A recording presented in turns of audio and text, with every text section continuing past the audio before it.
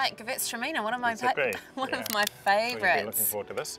I have been. Tell me about this wine. So it's the Gallery Gewürztraminer, and so you've seen the piece on the vineyard where it comes from. That's right. It's a little bit different coming from central Otago, where I think just that higher level of acid gives you, a bit more of a zing and a citrus edge to it. So it's the typical rose petal, lychee characters, but the palate's just got that freshness to it rather than getting too heavy and cloying. This would just be sensational with kind of exotically spicy food like Thai. Or, exactly, the spice ties in, a little bit of residual Indian. sugar balances. It's got a little bit of acid which helps cut and balance that heat.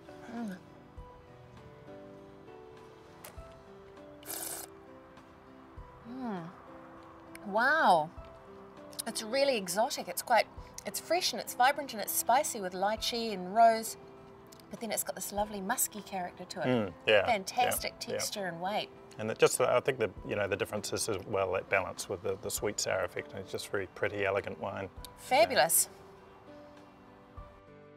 So the next wine, the Starlet Sauvignon Blanc. Now you don't see much Sauvignon from Central Otago. No, it's a bit special. And you'll see in the site, the ski slope, so it's, That's right, it's an incredible site. A very unique site. Very steep. Yes, yep. Wow, just look at how it just sparkles in the glass. It looks so sensational. It's really different on the nose, isn't it? Yeah, it's a bit more exotic. You get some of the more spicy sandalwood, darker sort of fruits, almost perfume-like. But then the palate, you come through, I think, more with the typical sort of passion fruit, the crushed passion fruit characters. Wow. It's got incredible vibrancy. It's just like ping-ponging all around in my mouth. So you've got that huge flavour impact, but then also again just that Central Otago sort of line of acid through it. It's bright. It's cropped low, so you've got plenty of concentration. And it's got this kind of minerally, slightly flinty element too, which I love. Yeah. You've seen the rocks that it grows on. Yeah, good work.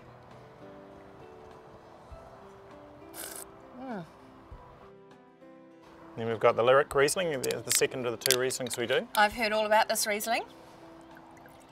So this is the drier of the two wines. So it's it's off dry. We try and keep it under 5 grams residual. And a lot of people prefer their Riesling drier. Yep. And it goes with so many different styles of foods too. Yeah, exactly. I mean that's the reason hopefully we've got one for each consumer. Wow, it's really limey, isn't it?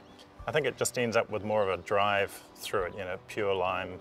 That sort of citrus zest, but because it's a little bit dry, it's just got more of a singular sort of expression. Very elegant, very clean, and you're right, very linear, and this lovely piercing acidity. I like this a lot. So Yvonne, that's the Impromptu, our more entry-level Pinot, so we're just looking for something with a bit more fruit expression, a bit more approachable as a young wine.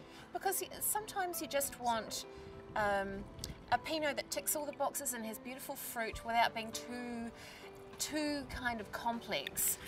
Yeah, and, like some wines you want to be able to just open up and enjoy. Really you don't necessarily enjoy. have time to wait for a few years to get it to that exactly right spot. Can't wait to try it, I've heard all about it. For a start, the colour looks so Gorgeous pretty. colour, isn't it? Wow, scarlet and ruby with sort of earthy hue. Describe the aromatics for me, because there's a little bit of a creaminess there, but then it's more just your pure red fruit, so it's cherry, raspberry. There's a little bit of chocolate lurking in the background definitely there. chocolate. Definitely chocolate and spicy characters. Yeah. So again, that sort of, I describe it as a Bendigo character. I mean, we're seeing some of those spice characters come through. Now, I've heard rumours that there's another Pinot that you have in the Misha's Vineyard stable. Yeah, we're just starting to make a small volume of a more reserved volume.